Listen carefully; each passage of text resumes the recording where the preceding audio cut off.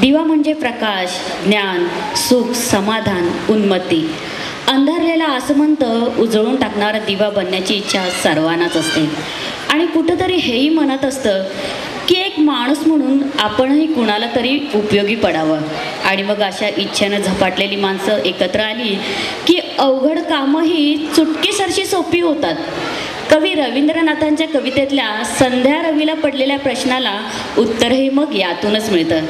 कवी रवींद्रनाथ म्हणतात, माझं कार्य कोण करील, माझं कार्य कोण करील, असं संध्या रवीला म्हणाला. एक पंथी तिथं होती. ती म्हणाली, हे स्वामी, मला जेवढं शक्य आहे तेवढं मी करीन. तर अशा ज्योती घेऊन आमच्या शाळेतील काही विद्यार्थिनी आपल्यासमोर सादर करत आहे एक दीपनृत्य.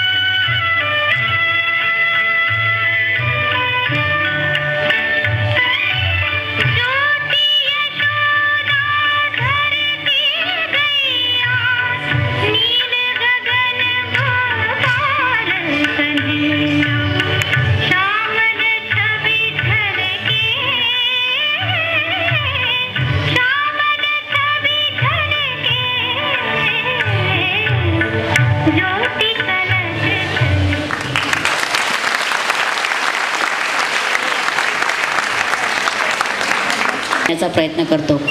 उदाहरणार्थ आम्ही इथे बसून तुम्हाला पार काश्मीरची सफर घडून आणतो.